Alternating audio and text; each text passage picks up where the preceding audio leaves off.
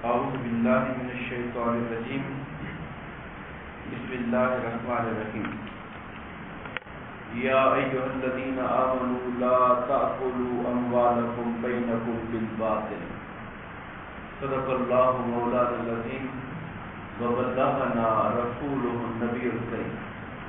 محترم و مکرم قابل قدر احترام سامعین احتشام، اللہ تبارک و تعالیٰ کے فضل و کرم اور اس کے حبیب کریم حضور نبی اکرم صلی اللہ علیہ وآلہ وسلم کے نالین پاک کے تصدق سے سورہ النساء کی آیت نمبر 29 سے لے کر 31 تک کے حوالے سے ہم انشاءاللہ گفتگو کریں گے۔ اللہ پاک نے فرمایا یا ایھا الذین آمنوا، اے ایمان والو، لا تأکلوا اموالکم بینکم بالباطل، ایک دوسرے کے مالوں کو ناجائز طریقے سے نہ کھاؤ، الا ان تکون تجارتا عن تراض منکم، سوائے اس کے کہ تمہاری باہمی رضامندی سے تجارت، بیع شراء یا کاروبار سے جو آمدن ہو، مگر ناجائز طریقے سے دوسروں کا مال نہ کھاؤ۔ ولا تقتلوا انفسکم، اور نہ ہی اپنے آپ کو قتل کرو، ان اللہ کان بکم رحیما، بے شک اللہ تمہارے ساتھ بہت رحم فرمانے والا، مہربانی فرمانے والا ہے۔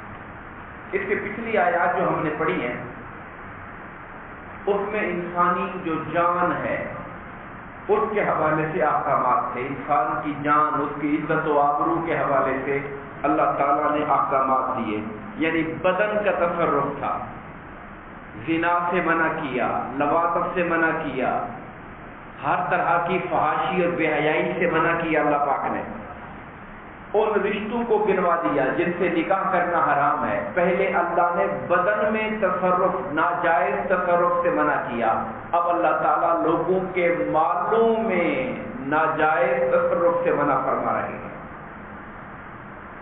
یہ جو فرمایا کہ جو باطل طریقے سے لوگوں کے مال نہ کھاؤ، ہمیں سمجھنا پڑے گا کہ جائز طریقہ کیا ہے اور باطل طریقہ کیا ہے۔ جہاں تک جواز کا تعلق ہے، اس کی سب سے بڑی شکل قرآن نے بیان کی کہ تم خرید و فروخت کے ذریعے کسی کی چیز لیتے ہو، اس کی رضامندی کے ساتھ اس کو اس کی قیمت دیتے ہو، منافع حاصل کرتے ہو، یہ تمہارے لیے جائز ہے۔ مال، ہم جب کسی کو ایک چیز دے کر اس سے 1000 روپیہ لیتے ہیں، اس میں چیز کی ویلیو اور اوپر منافع جب ملاتے ہیں، رقم تو دوسرے کی تھی مگر وہ ہمارے لیے جائز ہو گئی، اس لیے کہ وہ باہمی رضامندی سے تجارت کی شکل کے اندر آئی ہے، تو دوسرے کا وہ مال ہمارے لیے جائز ہو گیا۔ اسی طرح اللہ تعالیٰ نے وراثت کا حق رکھا ہے۔ ہمارے رشتہ داروں میں سے کوئی دنیا سے جاتا ہے تو اللہ تعالیٰ نے جن کے حصے مقرر کیے انہیں ان کا حصہ مل جاتا ہے، یہ جائز حق ہے دوسرے کا، مگر شریعت کے قاعدے اور قانون کے مطابق مل رہا ہے۔ کوئی ہبہ کر دیتا ہے، باپ اپنی اولاد کو ہبہ کر دیتا ہے، بھائی بھائی کو ہبہ کر دیتا ہے، ہبہ کا معنی ہوتا ہے گفٹ دے دینا، دوسرے کی چیز ہے مگر درست اور جائز طریقے سے آئی۔ اللہ نے منع کیا کہ ایک دوسرے کے مال باطل طریقے سے نہ کھاؤ، ناجائز طریقے سے نہ کھاؤ۔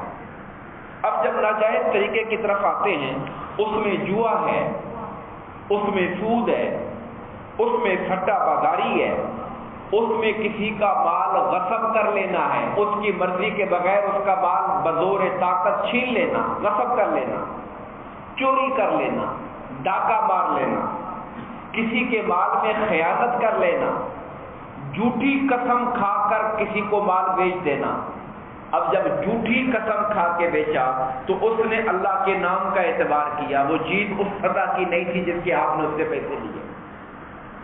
اور اسی طرح اس کے اندر سب سے بڑی چیز جو علماء نے بیان کی ہے وہ رشوت ہے۔ رشوت یہ مال حرام ہے، اگرچہ وہ دوسرا بندہ اپنی جیب سے پیسہ نکال کر آپ کے ہاتھ میں دیتا ہے رشوت کے طور پر، مگر وہ اس کی دلی رضامندی سے نہیں ہوتا، وہ اپنے مقصد کے حصول کے لیے کر رہا ہوتا ہے۔ علماء کرام نے چونکہ پیچھے سود پر بات ہوتی رہتی ہے، میں تھوڑی سی وضاحت رشوت کے حوالے سے کروں گا کہ رشوت کیا چیز ہے۔ ہمارے جو علماء لغت کی جو بحث کرتے ہیں الفاظ کے معنی کے اوپر، ڈکشنری کی لٹریری میننگ کے حوالے سے، ان میں مرتضی حسین زبیدی لکھتے ہیں کہ کوئی شخص حاکم کو یعنی سرکاری افسر کو یا کوئی اور افسر مجاب ہو اس کو کوئی چیز دے تاکہ اس سے اپنے حق میں فیصلہ کروائے، یا حاکم کو اپنی منشا اپنی مرضی پورا کرنے کے لیے کام پر آمادہ کرے، اس سلسلے میں جو مال و دولت دیا جائے گا وہ رشوت کہلائے گا۔ حضرت عبداللہ بن عمر رضی اللہ تعالیٰ عنہ سے مروی ہے کہ آقا کریم علیہ السلام نے رشوت لینے اور رشوت دینے والے دونوں کے بارے میں فرمایا کہ وہ جہنمی ہیں، الراشی والمرتشی کلاہما فی النار، کہ رشوت لینے اور دینے والا دونوں کے دونوں آگ کے اندر ہیں۔ یہاں پر تھوڑی سی وضاحت میں آگے چل کر کروں گا کہ رشوت دینے والے کے حالات مختلف ہو سکتے ہیں۔ رشوت لینے والا تو ہر حال میں مجرم ہے، اس لیے کہ اسے جو کام کہا گیا تھا، جو کام جو بطور افسر بطور ایک حکومتی نمائندے کے جو کام اس کی ذمہ داری تھی کرنا، اگر وہ صحیح ذمہ داری والا کام نہیں کر رہا اور اس کے لیے پیسے لیتا ہے تب بھی غلط ہے، اور اگر وہ جائز کی بجائے ناجائز کام کرنے کے لیے پیسے لیتا ہے تو وہ بھی غلط ہے۔ دونوں صورتوں کے اندر یعنی صحیح کام نہیں کر رہا اس کے لیے پیسے مانگ رہا ہے تو یہ بھی حرام ہے، اور ایک کام ناجائز آپ اس سے کروانا چاہتے ہیں اس کے لیے پیسے دیتے ہیں تو وہ تو ہے ہی ہے ناجائز۔ دونوں شکلیں لینے والے کے لیے کوئی آسانی نہیں ہے، مگر جہاں تک دینے والا ہے اس کے اندر علماء کرام نے 2-3 شکلیں بیان کی ہیں۔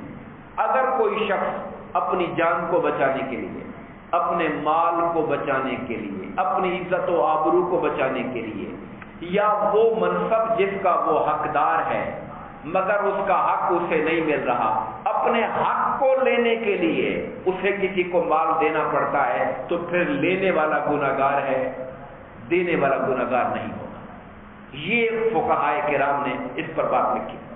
میں ایک حدیث پاک کا حوالہ دوں گا۔ حضور نبی کریم علیہ السلام نے خیبر کے موقع پر لوگوں میں مال تقسیم کیا، ان میں ایک شخص تھے عباس بن مرداس، انہیں حضور نے کچھ مال دیا تو انہیں لگا کہ یہ تھوڑا مجھے ملا ہے۔ جب کوئی بانٹتا ہے مال غنیمت ہے تو انہوں نے یہ سمجھا عباس بن مرداس نو مسلم تھا، بعد نے کہا کہ ایمان میں پکا نہیں تھا، منافقت کا اندیشہ بھی ہے اس کے اوپر، تو اعتراض شروع کر دیا، باتیں بنانی شروع کر دی، یعنی تھوڑا سمجھا اور تھوڑا سمجھ کے چپ بھی نہیں کیا، مجمع میں باتیں کرنا شروع کر دی، لو جی یہ تقسیم ہو رہی ہے، معاذ اللہ استغفر اللہ، ہمیں تھوڑا ملا ہے، ہمیں یہ ملا ہے۔ تو سرکار نے فرمایا کسی صحابی سے اسے کچھ اور مال دے کر اس کا منہ بند کروا دو۔ یہ جو لوگوں میں شور مچاتا پھر رہا ہے، اور جب پروپیگنڈا کیا جاتا ہے تو ہمارے ہاں سچ کی چھان بین کون کرتا ہے؟ وہ بات پھیلتے پھیلتے کہاں سے کہاں چلی جاتی ہے۔ فرمایا یہ جو اس کو کچھ اور مال دے دو اور ہمارے خلاف یہ جو بول رہا ہے اس کا منہ اس سے بند کروا دو۔ معلوم یہ ہوا کہ اپنی عزت کو بچانے کے لیے آپ جو اس کا حق سمجھتے تھے پہلے دے چکے تھے، اب جب اس کی نکتہ چینی اور لوگوں میں پروپیگنڈے کو دیکھا تو فرمایا عزت کے تحفظ کے لیے اس کو دے دو۔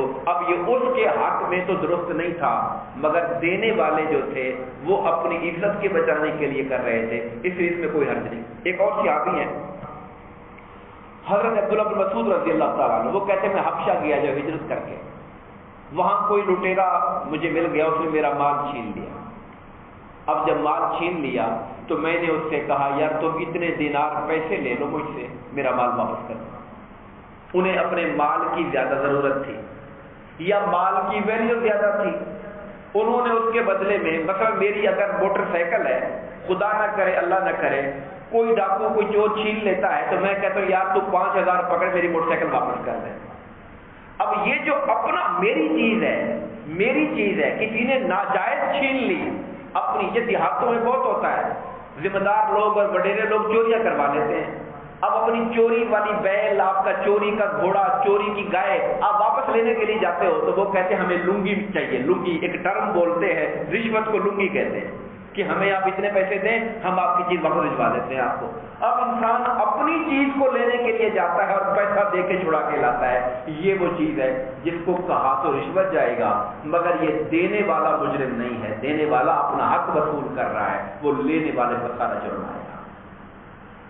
اسی طرح ہمارے معاشرے میں آپ دیکھتے ہیں خاص طور پر یہ جو منصب انصاف ہے، علماء کرام کہتے ہیں کوئی آدمی انصاف کے منصب پر یعنی جج بننے کے لیے، قاضی بننے کے لیے رشوت دیتا ہے تو یہ سب سے بری رشوت ہے، سب سے گھٹیا قسم کی رشوت ہے کہ کوئی انسان لوگوں کے فیصلے کرنے کے لیے اپنے آپ کو پیش کرتا ہے اور پیسے دے کر منصب خریدتا ہے. اسی طرح جج سے فیصلے کو اپنے حق میں کروانے کے لیے یہ دوسری سب سے بری رشوت ہے، اپنے حق میں فیصلہ لینے کے لیے اس سے پیسے دے کر فیصلے کروانا. ایک چیز جس کا میں اور ذکر کروں گا جس کو لوگ عام طور پہ رشوت نہیں سمجھتے، اور ہمارے ہاں تحفہ کہہ کر یہ بچوں کے لیے یہ تحفہ لے جائیں، یعنی ہم نے اس کے نام بدل کے رکھ دیے ہیں. حضور نبی کریم علیہ السلام نے ایک شخص کو بھیجا زکوٰۃ کی کلیکشن کے لیے کہ آپ فلاں علاقے میں جاؤ اور وہاں جا کر زکوٰۃ کی کلیکشن کر کے آؤ. اب جو وہاں پر گئے، اب ظاہر ہے جو زکوٰۃ دینے والے لوگ ہوتے ہیں وہ چاہتے ہیں بکری پر زکوٰۃ ہے. اس زمانے میں اونٹ ہوتے تھے، بکریاں ہوتی تھیں، ان پہ زکوٰۃ تھی، معلوم سونا چاندی پہ زکوٰۃ تھی. اب وہ بندہ چاہتا ہے کہ میری 40 بکریوں پہ زکوٰۃ آتی ہے تو میں ذرا درمیانی بکری دے دوں زکوٰۃ میں تو اچھی والی اپنے پاس رکھ لوں. اب وہ شخص جب واپس آیا، مختصر یہ ہے انہوں نے آ کے مال کی 2 ڈھیریاں بنا دی. انہوں نے کہا جی یہ والا جو مال ہے یہ تو ملا ہے زکوٰۃ کے اندر، اور یہ والا جو مال ہے یہ لوگوں نے مجھے تحفے دیے. یہ لوگوں نے مجھے تحفے دیے. کس کو تحفے دیے؟ جس کو سرکار نے کلیکٹر بنا کے بھیجا تھا، بس زکوٰۃ کی وصولی کرنے والا بنا کے بھیجا تھا، حکومتی نمائندہ تھا. یعنی اس زمانے کی سرکار کی جو ریاست مدینہ تھی اس کا ایک نمائندہ بن کر، افسر بن کر گیا کہ لوگوں سے جا کر زکوٰۃ وصول کر کے لائے. جب واپس آئے تو 2 ڈھیریاں بنا دی، یہ جی زکوٰۃ ہے، یہ لوگوں نے مجھے تحفے دی. سرکار دو عالم صلی اللہ علیہ وسلم کے چہرہ انور کا رنگ بدل گیا ناراضگی سے، اور فرمایا کہ یہ اپنی ماں کے گھر بیٹھا رہتا پھر ہم دیکھتے اس کو گھر میں جا کے تحفے کون دیتا تھا. یہ جو اس کو تحفہ ملا ہے یہ تحفہ اس لیے ملا ہے کہ لوگوں نے سوچا یہ ریاست کا نمائندہ ہے، ایک تو زکوٰۃ لینے میں بھی تھوڑی ہمیں فیور کر دے گا اور اوپر سے کوئی کام آئندہ پڑے گا تو حکومتی بندہ ہے، اس کے ساتھ تعلق بنا کے رکھنا چاہیے، اس لیے تحفہ لے کر آیا. میں اگر یہ اپنے گھر بیٹھا ہوتا ماں کا، یعنی نمائندہ ہمارا نہ ہوتا، ایک عام انسان ہوتا، تو ہم دیکھتے کہ اس کو گھر میں آ کر تحفے کون دیتا ہے آ کر. یہ تو وہ تحفہ، اس کے علماء نے یہ نتیجہ نکالا کہ وہ تحفہ جو انسان کو عہدے کی وجہ سے ملے، منصب کی وجہ سے ملے، وہ تحفہ رشوت کہلاتا ہے. مثال کے طور پر ایک آدمی ہے، اس کی نوکری نہیں لگی، اسے کوئی تحفہ شعبہ نہیں دیتا، مگر وہ علاقے کا انسپکٹر لگ کے آ جاتا ہے، تھاندار لگ کے آ جاتا ہے. اب لوگ اس کو تحفے دینا شروع کر دیتے ہیں. اب یہ تحفے اس بندے کو نہیں مل رہے ہیں، یہ اس کے عہدے کو مل رہے ہیں. یہ جو عہدہ ملنے کے بعد، ہاں وہ صرف انہی کے تحفے قبول کر سکتا ہے جو عہدہ ملنے سے پہلے بھی دیا کرتے تھے، ان کے لیے تو کوئی حرج نہیں. وہ عہدہ ملنے سے پہلے بھی دیتے تھے، عہدہ ملنے کے بعد بھی دے تو کوئی حق نہیں. مگر وہ لوگ جو پہلے آپ سے سلام دعا بھی نہیں کرتے تھے، جان پہچان بھی نہیں تھی، مگر آپ کو علاقے میں عہدہ مل گیا، اب وہ آپ کے لیے تحفے آ رہے ہیں، کھانے آ رہے ہیں، اب آپ کے لیے بچوں کی گفٹ آ رہے ہیں، یہ سارا کچھ جو آ رہا ہے اس کو کوئی بھی نام دے دو مگر یہ رشوت ہی کہلائے گی، کیونکہ عہدے کی وجہ سے مل رہی ہے. آج ہم نے آیت نمبر 29 پر ہی بات کی ہے. اگلی جو 2 آیات ہیں اس کے حوالے سے انشاءاللہ پھر کل گفتگو کریں گے. اللہ تعالیٰ سے التجا ہے کہ ہمیں اپنے احکامات قرآنی کو پڑھنے، سمجھنے اور عمل کرنے کی توفیق عطا فرمائے. آمین. وما علینا الا البلاغ المبین.